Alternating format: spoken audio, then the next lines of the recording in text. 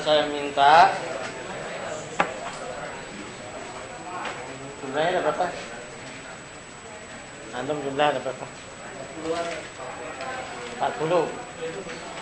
Ada semua? Yang habis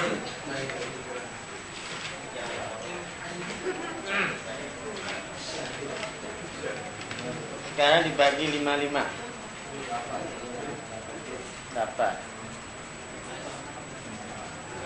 atau berapa? 5 orang mengambil satu tema dari 5 segmen ini. 5 orang satu kelompok mengambil satu tema dari 5 segmen ini. Misalnya segmen dari sisi umur usia, ada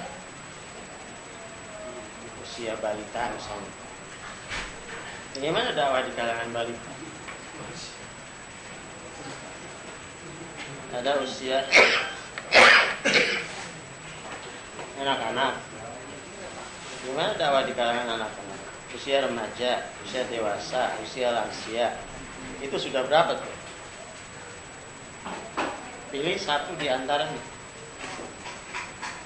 Dari sisi berapa? Profesi. Ada guru,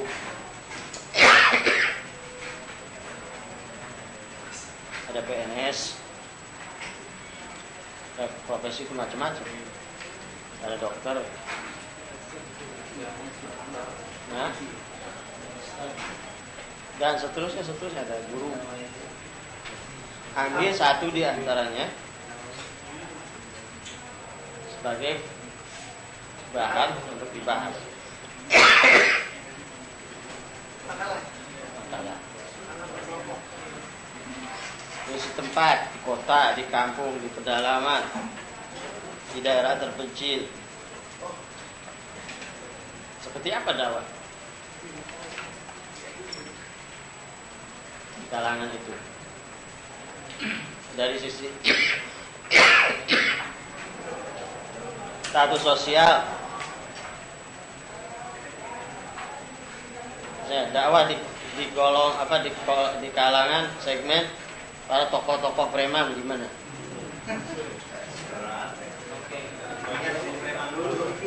Nah, atau di kalangan para pimpinan ormas misalnya, atau lurah misalnya, dan seterusnya. Atau mungkin apa yang lain dari sisi keyakinan, dakwah di kalangan animisme misalnya. Atau mendakwahi agama orang untuk agama Hindu atau Buddha atau apa ateis misalnya. Atau mungkin dakwah kalau dikelompokkan misalnya apa sekuler misalnya, liberal misalnya, atau jil mungkin Ya. Jadi masing-masing kelompok ambil satu tema dan kemudian bikin makalah, lalu ada presentasi. Nanti setiap ada sesi presentasi. Silakan dibagi masing-masing 5 orang dan mengambil satu tema dengan tema yang berbeda.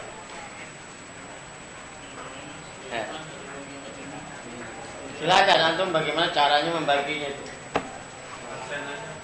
Apakah sesuai dengan absen atau sesuai dengan kedekatan atau apa, intinya ada satu kelompok 5 orang membahas satu tema dari segmen yang silakan. Kategorinya dari mau pilihannya sesuai dengan umur, profesi,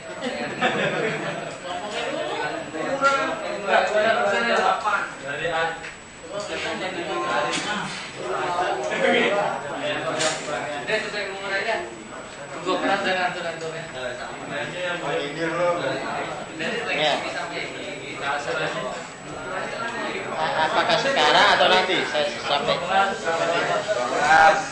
nanti ya. Setelah ini, setelah sesi saya menyampaikan, antum bicarakan begini. Absen.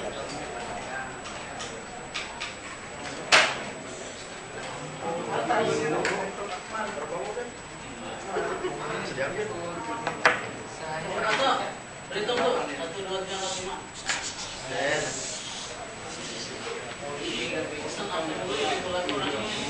Ini lagi nggak absen.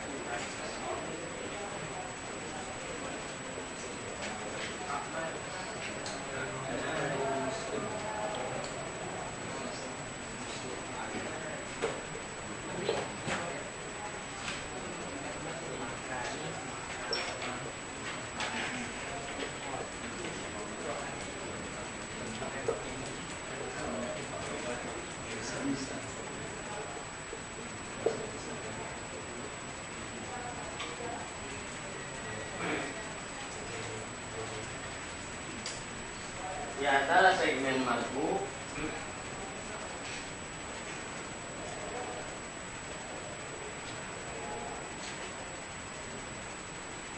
ada madhu ya sudah atau yang dekat dengan kita. Madhu di mana dia muslim. Jadi kategori ini.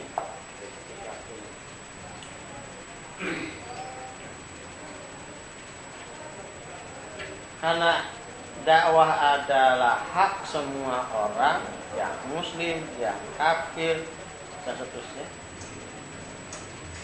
Sudah barang tentu ketika kita berbicara tentang dakwah, objek dakwah, yang paling dekat tentu, yang paling mudah tentu.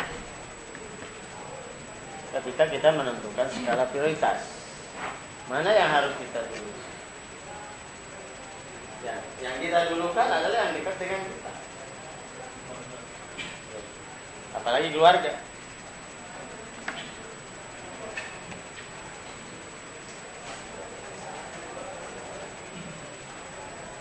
Sebelum kita dakwah ke kalangan non-muslim, dan itu wajib. Ketika tidak ada yang mendakwahi mereka, semuanya berdosa. Tapi ada skala prioritas, mana yang harus kita dulukan? Yang dekat dulu.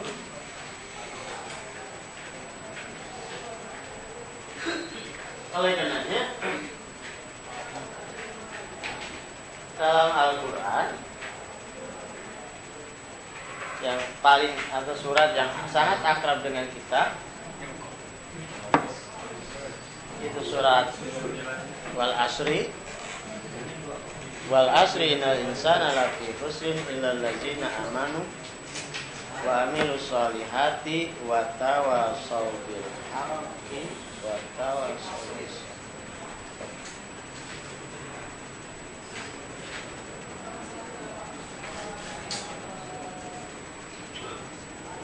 Orang yang selamat itu, orang yang beruntung itu yang beriman dan beramal soleh, terus saling menasihati dalam kebenaran yang hak dan menasihati dalam kesabaran. Maksudnya apa? Dakwah. Di sini saling ada interaktif, saling mengingatkan, saling mengoreksi, saling menegur, saling memotivasi. Ya berarti sesama orang-orang yang beriman dan sesama orang-orang yang beramal soleh,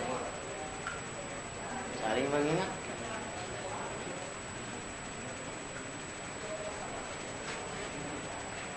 Sesama muslim.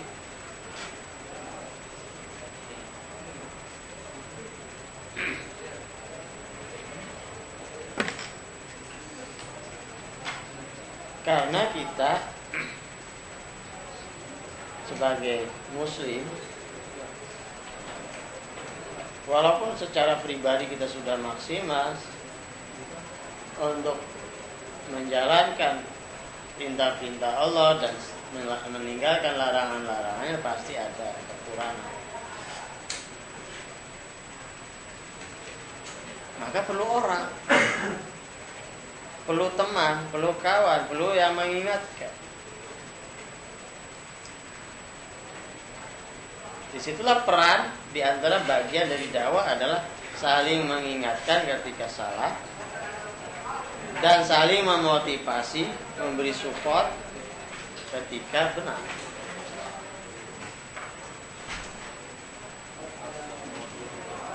Dalam hadis Rasulullah SAW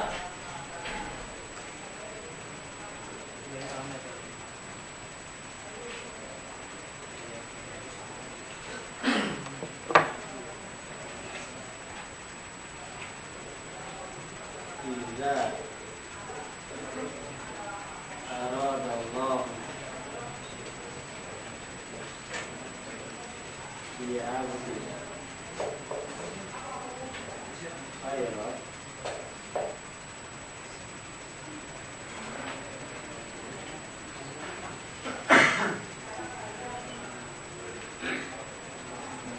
arsyada lahu wazira sidqu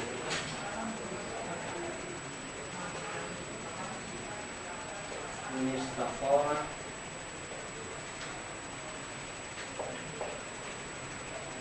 a'anahu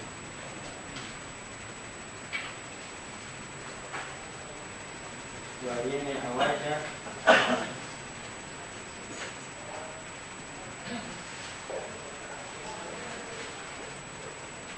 aqama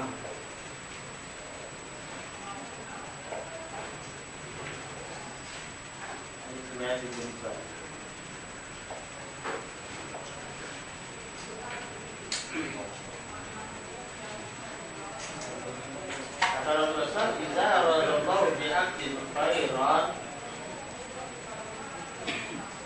apabila Allah menghendaki pada seorang hambanya kebaikan, menjadi orang baik, lahu wazira sidqi, akan ditunjukkan buatnya kawan, teman yang baik. Ada kawan baik. Wazir itu kawan. teman, pendamping. Ini istiqomah a'anahu. Kalau dia istiqomah konsisten, dia bantu, dia motivasi, dia support. Wa ini wajah aqomahu. Kalau ada penyimpangan, bengkok, menyimpang, dia lurus. Semua kita memerlukan itu.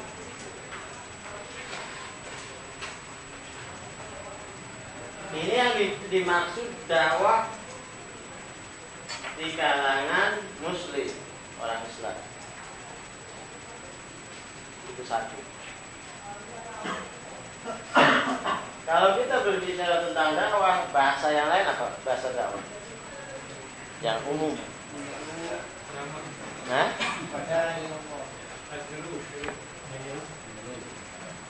al-amru bil ma'ruf wa nahyi 'anil munkar.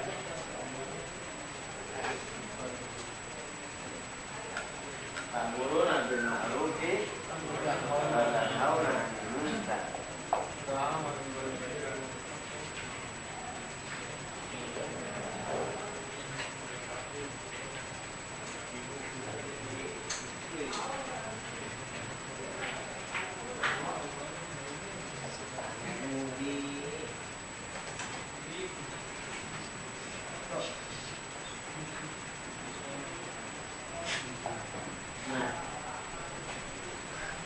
Ta'muruna bil ma'ruf wa tanhauna 'anil munkar. Ini berlaku untuk semua orang, termasuk muslim, mukmin. Ketika kita berdakwah kepada mereka, mengajak mereka, menyuruh mereka kepada yang ma'ruf, mencegah mereka dari yang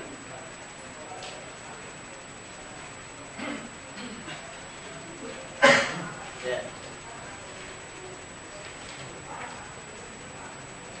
Namun harus kita paham, ketika kita berdakwah di masyarakat Islam, ya muslim itu pada umumnya ada dua kelompok, ada dua golongan. Yang pertama yang soleh atau taib,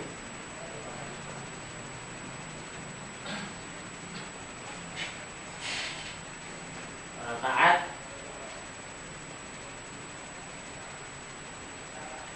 Kemudian yang kedua adalah asyik, maksiat, lalai, abai, atau melakukan pelanggaran.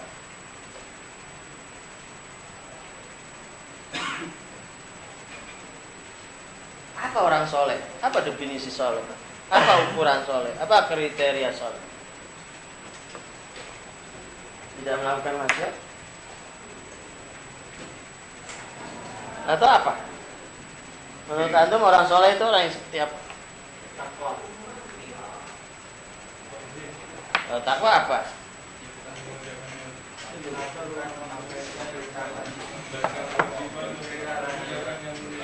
Semuanya, sebagiannya belum jelas juga kan? Mengerjakan perintah Allah, meninggalkan larangannya, berapa persen?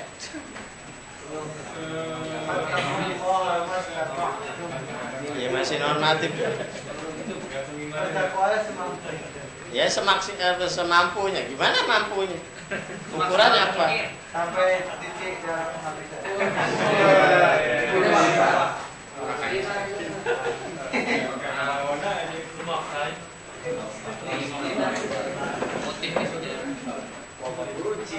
Siapa mereka? Man ghalaba alaikum.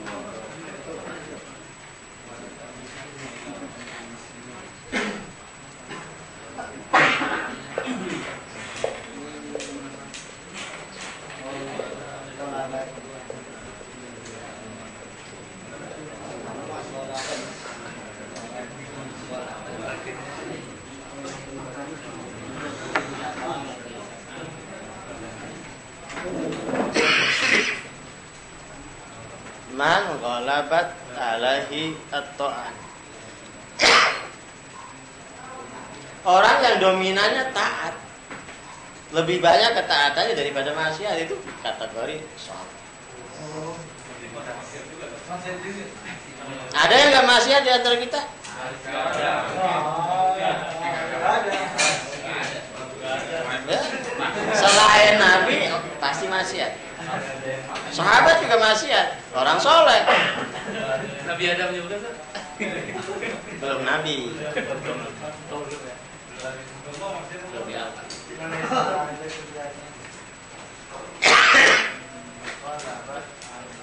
Intinya bahwa yang dominan lebih banyaknya. Apa ukuran banyaknya?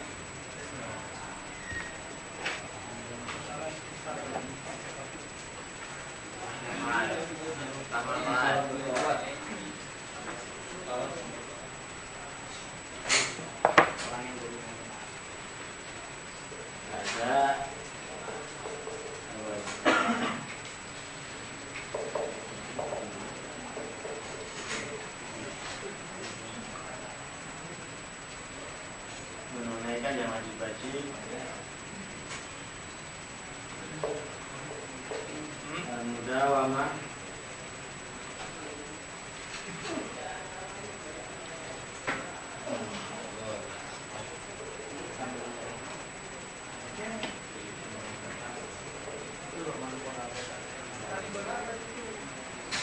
halal masnunah.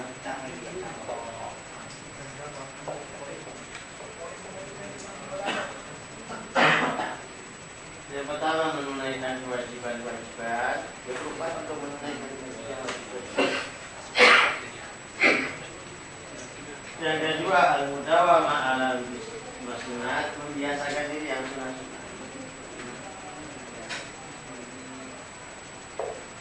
Yang ketiga ijtinabul muharramat,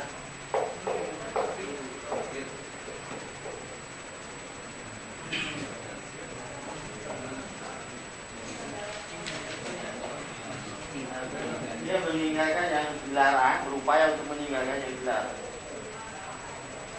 haram-haram. Yang keempat at-tahari,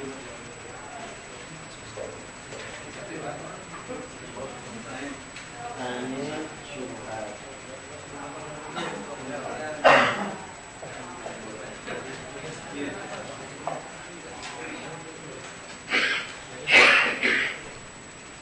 Berhati-hati dari yang syubhat.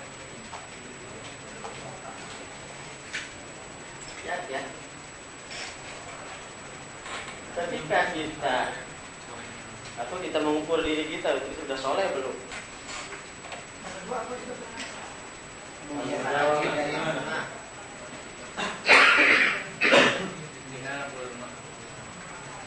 Kita ukur diri kita, sudahkah kita menunaikan yang wajib? Sudahkah kita membiasakan yang sunat-sunat? Sudahkah kita menjauhi yang diharamkan? Apakah kita hati-hati dalam hal syubhat? Ini bisa didapatkan orang sudah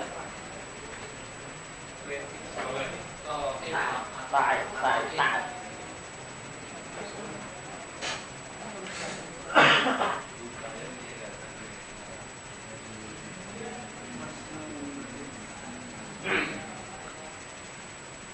Kalau Rasulullah SAW memberikan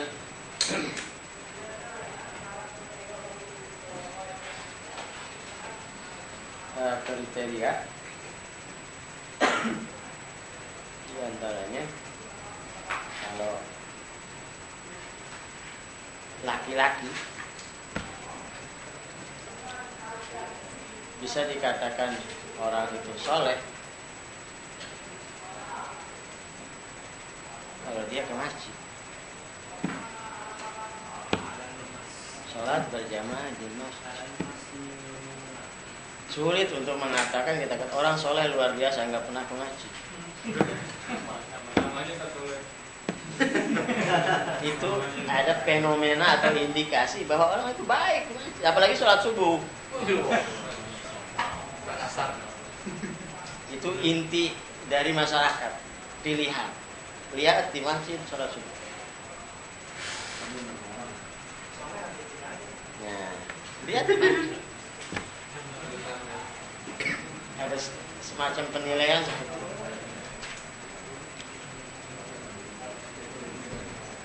Kemudian dari sisi wawasan, seseorang bisa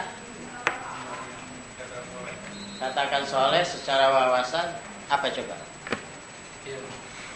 Ya ilmu, wawasan itu ilmu. Nah, tauhid nggak kelihatan.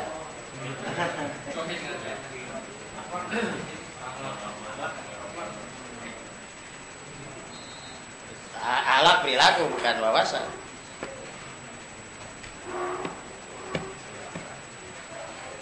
Dapat membaca Al-Quran dengan baik, sesuai dengan baik.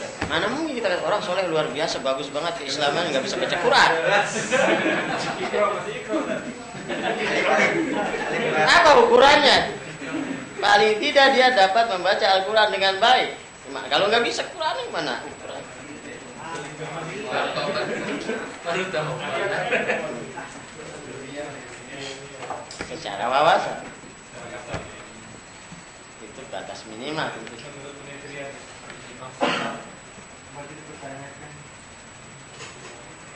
Ya, makanya baca Quran dengan bagus itu hukumnya fardu ain wajib. Karena terkait dengan diterima atau tidaknya sholat.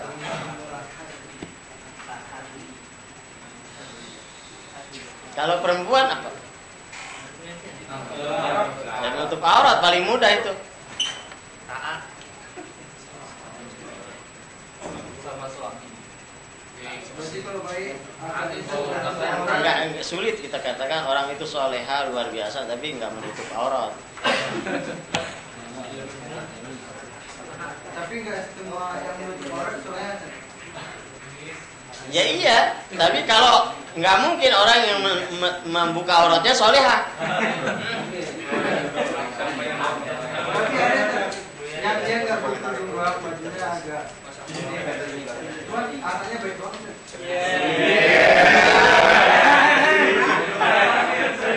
Ya dia parsial masih. Diragukan Itu ada yang sifatnya simbol-simbol. Kalau jenggot nggak jadi ukuran.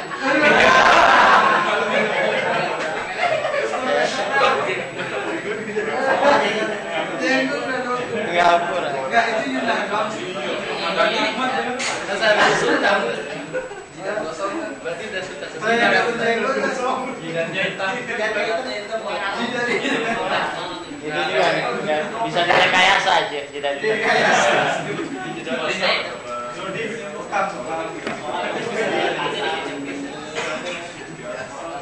Kemudian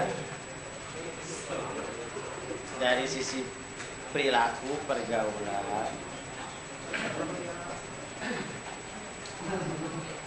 tidak bohong, jujur dia. Al-mu'min la yakzib. Seorang mukmin itu tidak dusta.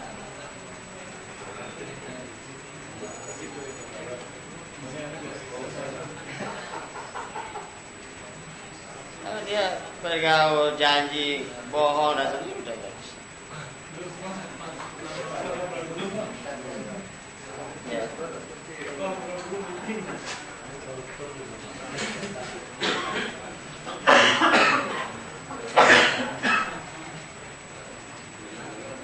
Tadi itu kategori sudah masuk ke situ.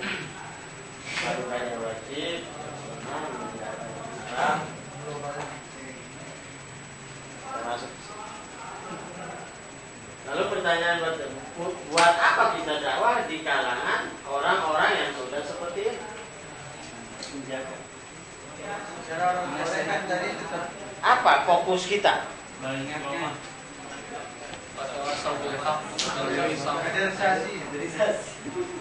Wasawa bilhaq, wasawa sobi tadi apa maksudnya? menambah supaya dia manusia. Nah, Ada jaminan nggak orang soleh, orang secara pribadi dia sudah bagus kemudian selamat? Enggak. Harus ada saling mendengarkan. Tidak ada jaminan. Oleh karena perlu berdakwah di kalangan mereka dari predikat dari status soleh menjadi al-muslim. Dulu orang soleh belum muslim. Belum.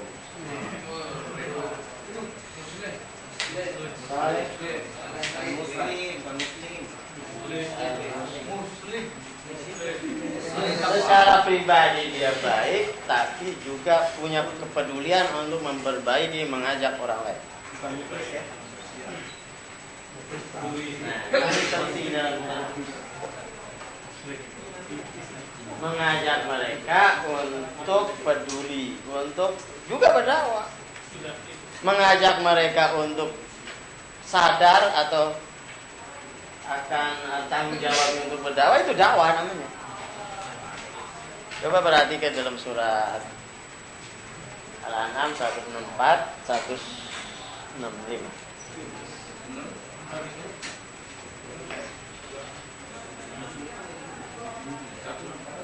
165.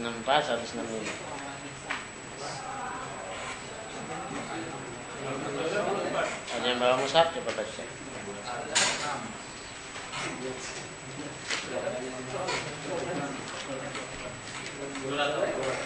Al-An'am.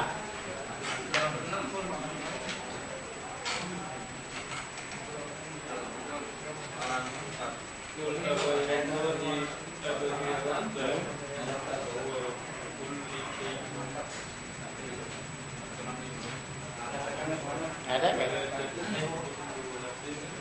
Hah? Apa bunyinya? Katakanlah Muhammad, apakah patut? Surat apa tuh? Ayat 1.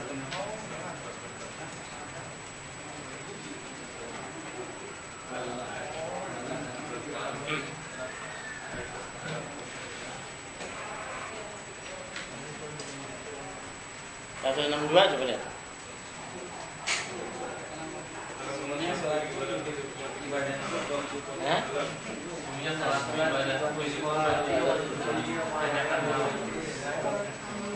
Kalau 146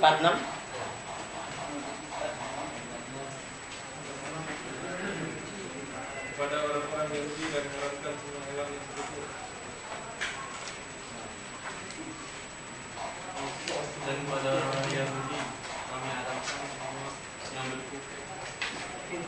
Telah dilakukan bukan itu. Coba lihat sini.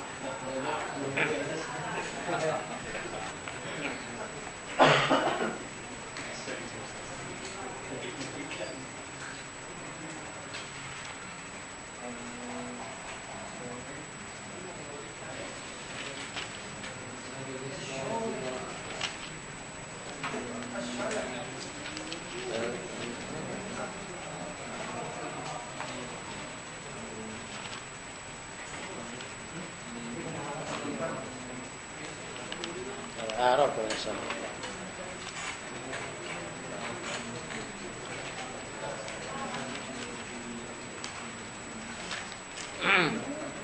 Al-Arab bukan Arab. Al-Arab 164. Coba baca.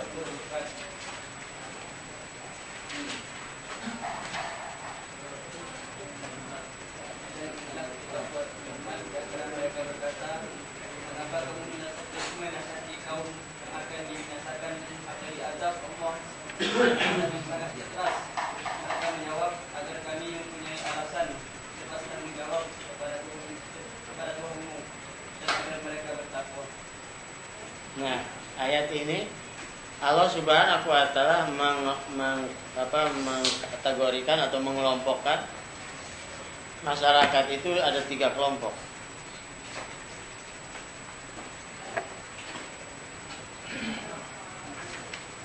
Ada muslim tadi,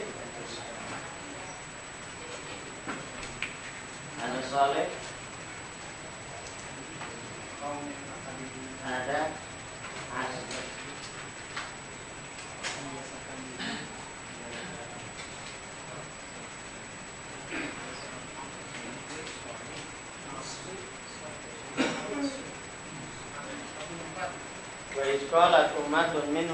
ta'izulna qauman illahu muhlikum aw mu'adzibuhum 'adzaban shadidan qalu ma'dziratan ila rabbikum wa la'allahum yattaqun.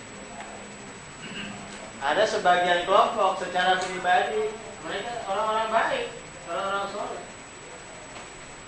tidak melakukan kerusakan, tidak melakukan perbuatan maksiat, dosa, tapi tidak peduli. Ketika ada orang-orang yang peduli, dalam bahasa kita dai, aktivis, yang mencegah dari berbagai bentuk kemungkaran dan kezaliman yang dilakukan oleh orang-orang yang maksiat, mereka mengatakan, ngapain capek-capek, ngapain susah payah mengingatin mereka, mencegah mereka. Ya, kalau mereka berbuat dosa, maksiat, Allah mengazab, Allah membinasakan, biarin aja.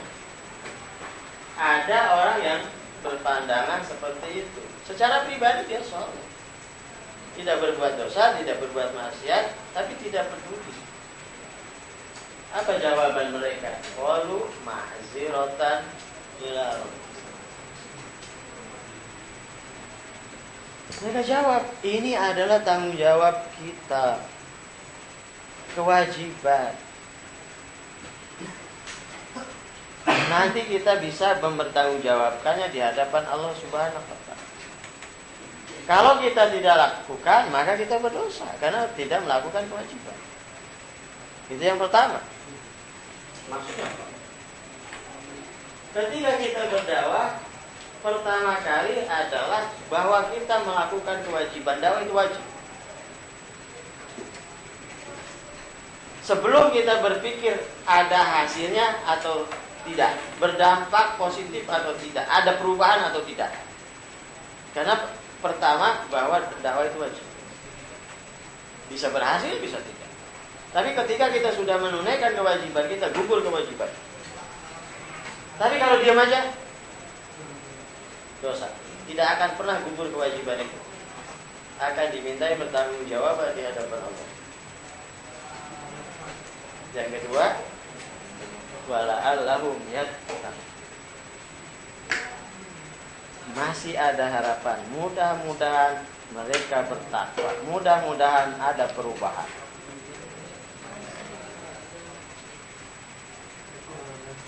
Tujuan yang kedua untuk melakukan perubahan, islah.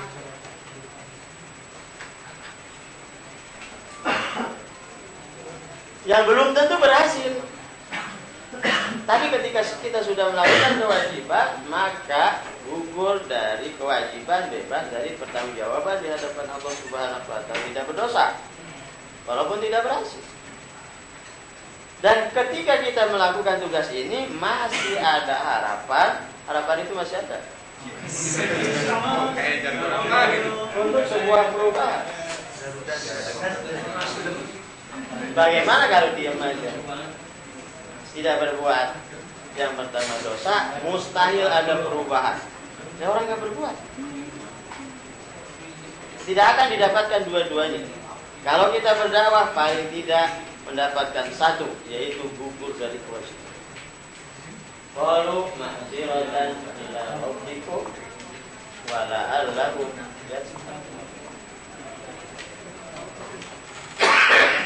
Maksudnya apa? Ini harus digerakkan,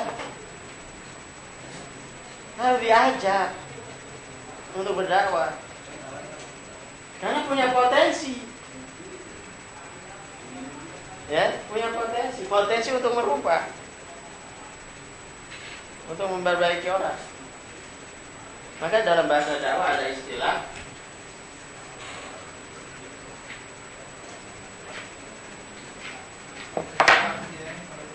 qadirul takdir.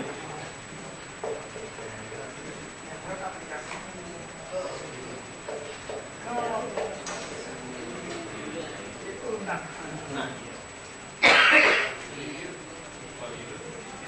berpotensi untuk berubah. Semua orang punya potensi untuk berubah, karena memiliki fitrah.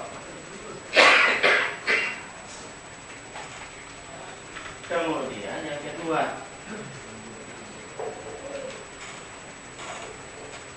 Hasil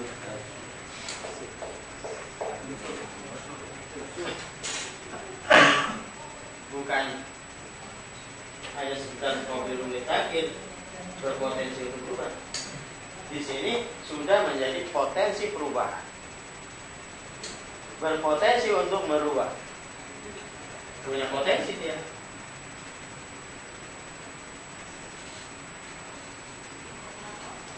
Maka harus diberdayakan, harus diajak mereka. Kalau tidak boleh berhenti pada tingkat ini, karena belum ada jaminan selamat. Coba baca ayat berikutnya. Ayat berikutnya. Apabila mereka melupakan apa yang kita ingatkan kepada mereka, kami selamatkan orang-orang yang melarang orang tersebut berbuat jahat, dan kami limpahkan kepada orang-orang yang zalim siksa yang keras sebabkan mereka selalu berbuat fasik. Ayat berikutnya, ayat 165. Allah menegaskan, falamma nasu ma zukkiru bihi anjayna allazina yanhauna 'anil su' wa akhadna allazina zalamu bi'azabin ba'isin bima kanu yafsukun. Ketika mereka sudah mengabaikan segala bentuk seruan, ajakan, peringatan, sudah mengabaikan, tadi jangan, sudah diajak, sudah diingatkan, sudah ditegur, mereka abaikan, mereka tolak, mereka tidak terima. Itu urusan kita, bukan urusan kita. Ya. Ketika ada orang-orang yang melakukan nasihat dosa masyarakat madu, kita tahu, lalu kita diamkan, itu urusan kita dengan dia dan dengan Allah. Urusan kita, tanggung jawab kita terhadap dia dan Allah. Tapi ketika kita sudah sampaikan, sudah kita peringatkan, sudah kita ajak, sudah kita cegah, tapi kemudian menolak, itu urusan dia dengan tadi. Falamma nasu ma zukkiru bihi anjayna allazina yanhauna 'anil su'. Yang pertama disebut apa? Kami selamatkan orang-orang yang mencegah dari keburukan. Siapa? Orang yang aktif tadi. Yang mencegah dari keburukan. Selamat dia. Kemudian wa akhadna allazina zalamu bi'azabin ba'isin bima kanu yafsukun. Dan kami siksa orang-orang yang zalim dengan siksaan yang pedih karena mereka sudah melampaui batas. Siapa mereka? Yang jelas ini yang tadi orang maksiat diingatkan dia mau, tidak menghiraukannya, maka diazab oleh Allah Subhanahu wa taala. Lalu yang ini kemana?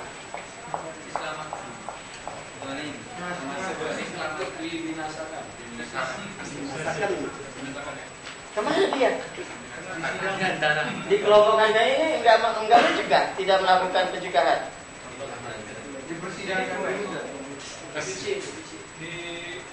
Kata Said Qutb dalam tafsir fi Zilalil Quran, dengan tidak dimunculkannya, dengan tidak disebutkannya kelompok ini, itu sebuah penghinaan. Sudah dalam bentuk siksaan itu orang dihina. Kalau antum bertiga menghadap, yang satu apa kabar kamu sehat, yang satu lagi apa kabar kamu sehat, yang satu didiamin, dianggap nggak ada, keberadaannya dianggap nggak ada. Itu penghinaan, pelecehan, dan menyakitkan itu. Dia diajak ngobrol, dia didiamin, tidak disebut. Apalagi nggak dijamu gitu.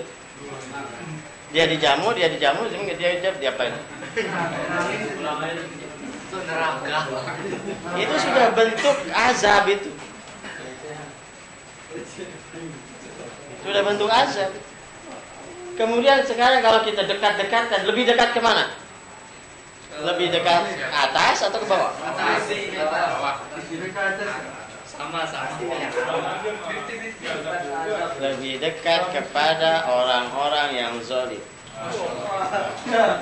Kenapa? Karena tidak melakukan tugasnya, tidak mengerjakan tugasnya. Apa orang zalim namanya? Tidak amanah, tidak bertanggung jawab. Itu zalim namanya. Lebih dekat kepada yang zalim. Termasuk yang diazab. Termasuk yang diazab. Apalagi kalau kita kembali kepada surat Al-Anfal ayat 25.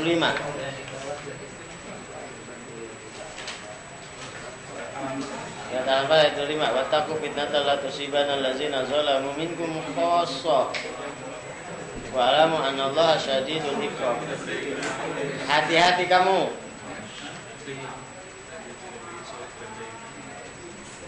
Azab Allah, bencana, musibah tidak hanya menimpa pada pelaku-pelaku kezaliman.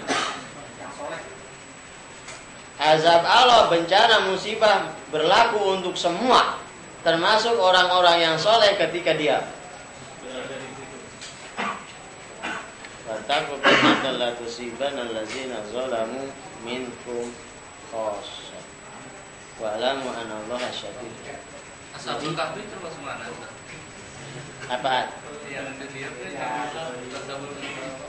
Ashabul Kahfi sudah berbuat, sudah berjuang, kemudian dimusuhi, dikejar-kejar. Ya ngapain dikejar-kejar kalau nggak dakwah? Gimana sih?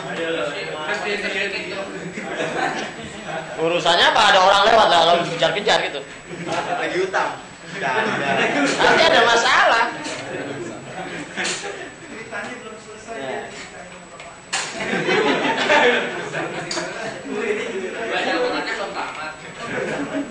Ini kita berikan penyadaran orang-orang yang sudah baik secara personal ini kita ajak untuk bergerak. Itu bagian dakwah. Bagian dakwah. Tidak boleh didiamkan. Sesuatu yang baik ketika tidak dimanfaatkan, tidak difungsikan, menjadi rusak, menjadi busuk. Kalau diam, kalau air diam, menggenang, terjadi perubahan-perubahan negatif. Pertama mungkin berubah warna, berubah baunya, aroma itu keluar. Kemudian menjadi wabah penyakit. Makanya nggak boleh diam. Al-harokah barokah. Dengan bergerak ada berkah, kebaikan. Kalau diam aja,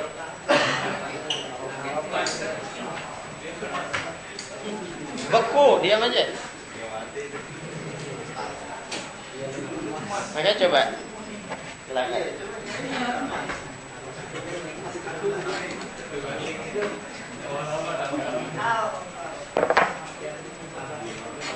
Alif sukun, ba sukun, silakan baca.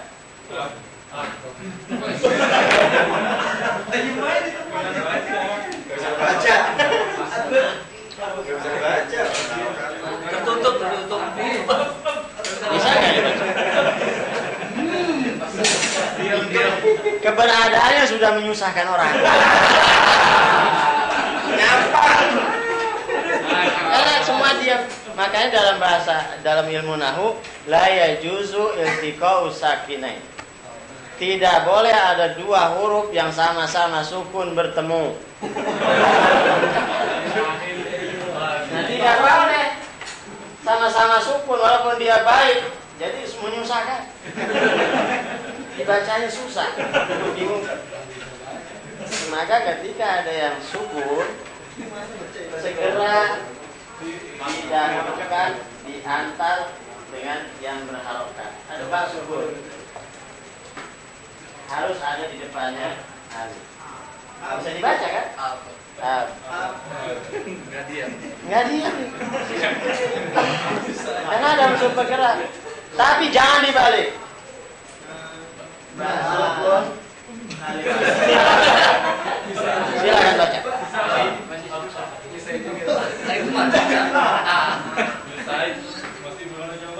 Yang pasif, yang diam jangan di depan. Filosofinya juga ya. Ini ada manfaatnya belajar sorok. Bukan hanya dalam kegiatan sehari-hari kita. Kalau sukun di depan itu mempengaruhi yang lainnya juga sukun walaupun bergerak karena diawali dengan dipimpin oleh yang sukun jadi sukun semua.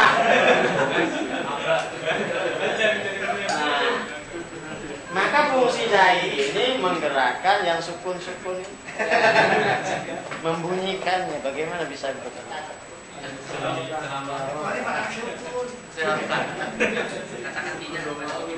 Sukun kan dia. Makanya harokah itu apa? Harokah. Fatah harokah, doma harokah, kasro harokah. Kalau sukun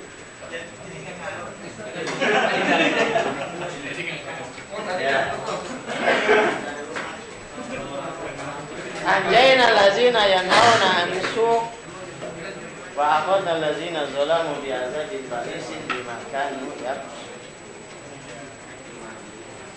Ini fungsi kita berdakwah di kalangan muslim. Ada yang sudah baik, jangan kita mulai ajarin batasan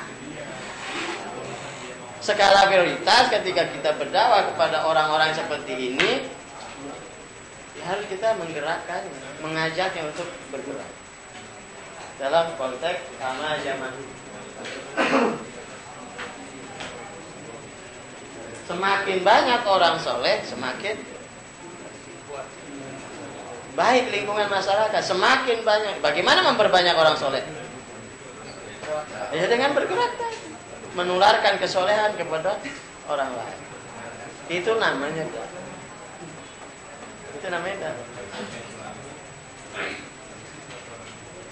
Muslim. Yang Muslim ada yang soleh. Orang-orang yang sudah baik secara pribadi, maka harus ditingkatkan menjadi Muslim, menjadi mutaharif.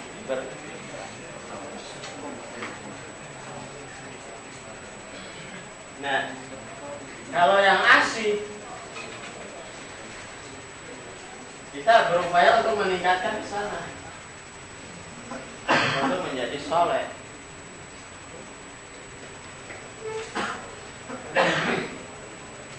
Yang maksiat ya, kategorinya ada dua. Murtakibul kabair, pelaku dosa-dosa besar, melanggar larangan-larangan Allah yang sifatnya dosa besar. Kemudian murtakib as-saghar, yang melakukan dosa-dosa kecil.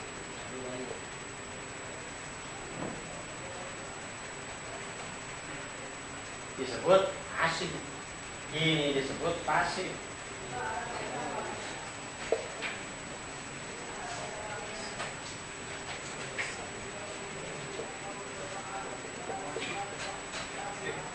Disebut pasif.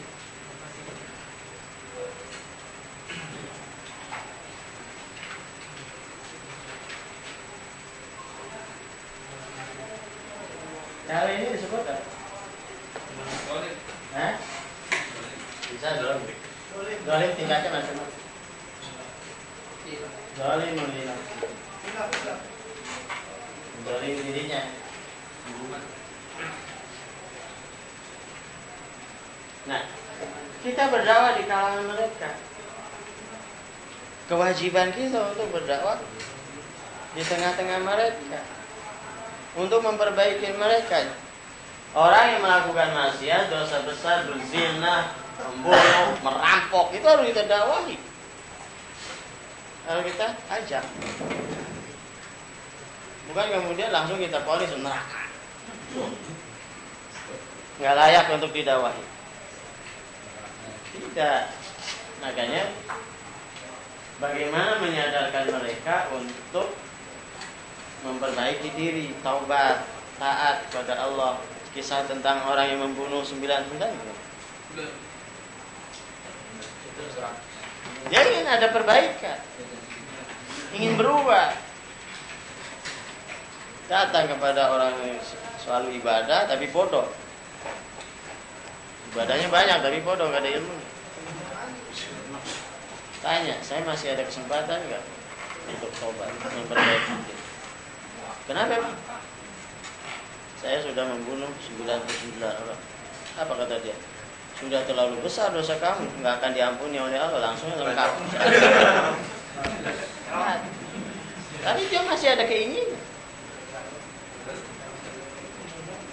Bayang 100 orang dibunuh. Satu orang aja udah harus dibunuh lagi. Berupaya untuk taubat, mencari ulama, orang alim, ketemu. Apakah masih ada kesempatan bagi saya untuk taubat, perbaikan? Ya, tapi ada syaratnya. Kamu harus pindah, harus hijrah ke tempat yang soleh, lingkungan baik. Pergilah dia ke tempat yang ditunjukkan tadi. Belum sampai ke tempat itu sudah meninggal di tengah jalan. Dan kemudian malaikat bingung, dimasukkan neraka atau masuk surga? Bagian jatah saya atau jatah kamu?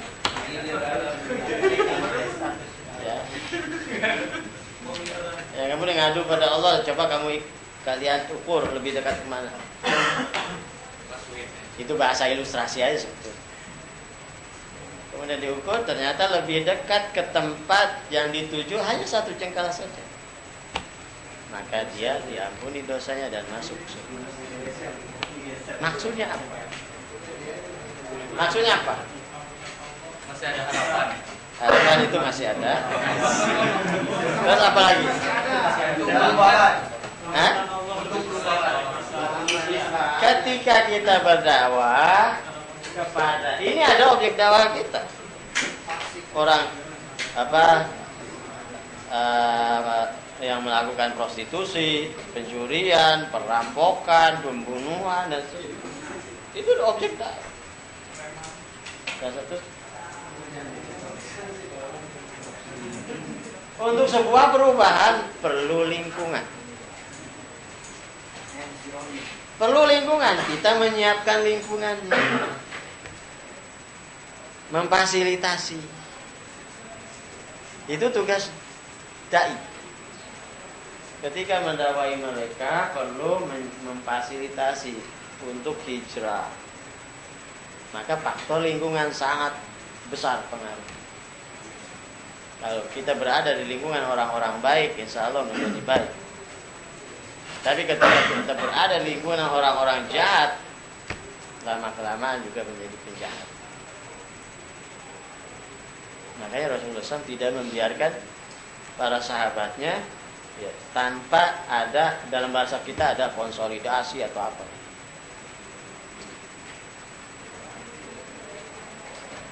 Keseharian mereka bergaul dengan orang-orang musyrikin. Tapi Rasulullah SAW kemudian menyediakan, memfasilitasi adanya media untuk bertemu yang di rumah Arqam bin Abi. Penting.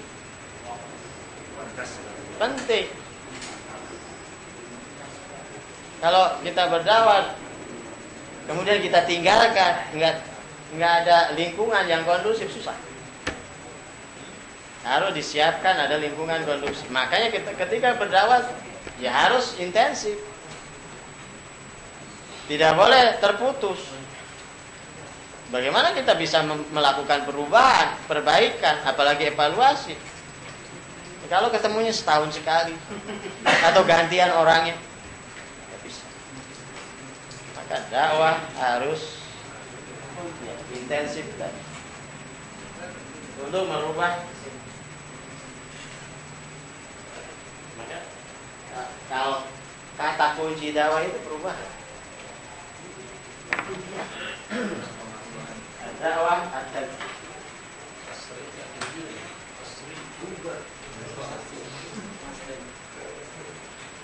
ada bajunya. Wala alaunya takut tadi.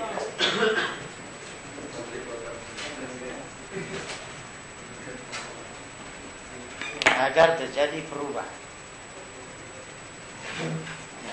Bagaimana kita bisa merubah dari maksiat kepada taat? Nah, perlu difasilitasi.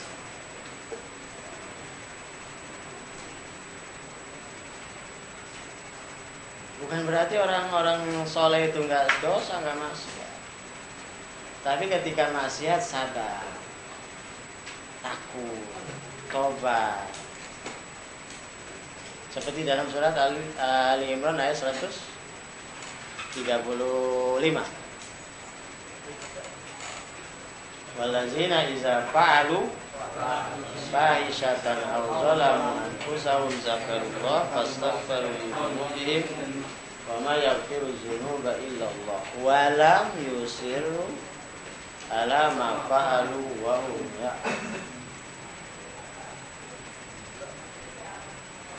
Mereka berdosa, mutakin, muhsinin, bisa palu fahisyatan, melakukan perbuatan dosa, zakat, ingat,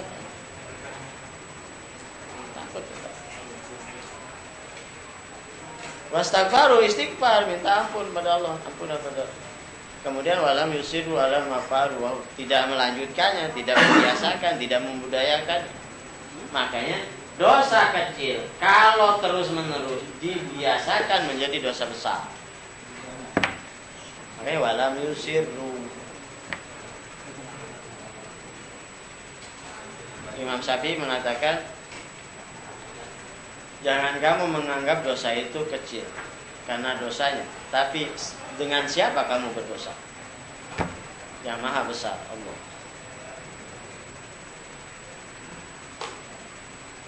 Nah. Silakan. Saya pernah mendengar kaidah fikih gitu, kalau untuk mencegah perbuatan keji dan mungkar ini, kalau melihat seperti itu, kita boleh diam saja kalau misalnya nanti berakibat kita dimusuhi atau jiwa kita terancam gitu, kita boleh diam saja gitu. Itu gimana?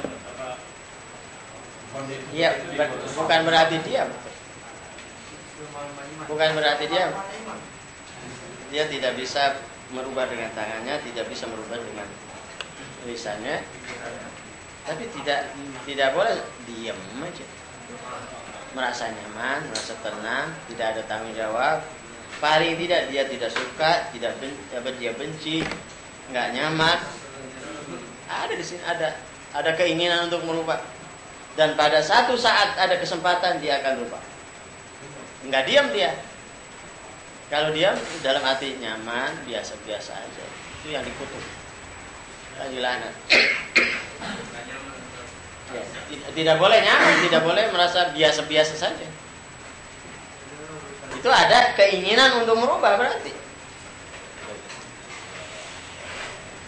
Dan itu terkait dengan bagaimana ada kemungkaran, kita tidak bisa merubah. Kalau kita mau merubahnya kemudian diancam. Sebetulnya ada keinginan untuk merubah, tapi kemampuan kita terbatas. Tidak termasuk yang diam tadi. Dalam kondisi mampu yang melakukan penolakan, ketika tidak wajib menolak. Nah, dalam penolakan ini bagaimana kelanjutannya kita sebagai pendakwah? Karena ketika dia menolak, artinya kan kita tanggung jawab kepada Allah, kita sudah lepas pada dia. Sedangkan manusia itu kan bermuamalah, gitu katanya. Bagaimana hubungan seorang nabi yang laku yang seperti itu? Gitu? Sebelum kita membahas hubungan kita dengan dia, penolakan orang tersebut terhadap dakwah, apakah karena cara kita ataukah karena memang karena menolak kebenaran itu? Nah, tinggal kita hitung dulu, kita evaluasi. Bisa jadi penolakan dia terhadap dakwah karena cara kita, cara pendekatan yang tidak baik, maka yang bertanggung jawab kita. Misal marah-marahi, memaki-maki, ya ditolak, salah, pendekatan salah, maka yang salah kita. Kalau sudah maksimal dengan pendekatan itu tanggung jawab dia, tapi hubungan secara manusia tetap dijaga. Dia menolak dakwah, ya udah, dalam bahasa lakum minukum aja. Tapi hubungan manusia tetap saja berlaku. Tetangga, dia nggak mau ditolak. Dan tetap hubungan, tidak boleh mengganggunya dia sebagai tetangga. Saudara,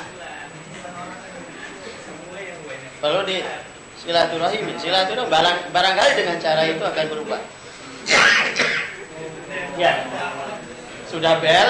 Tadi tugas itu masing-masing 5 orang dibuat, dikelompokkan.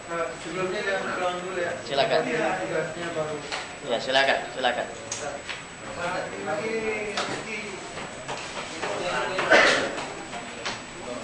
Sesuai absen. Tadi cuma ada 5 ini doang. Ya.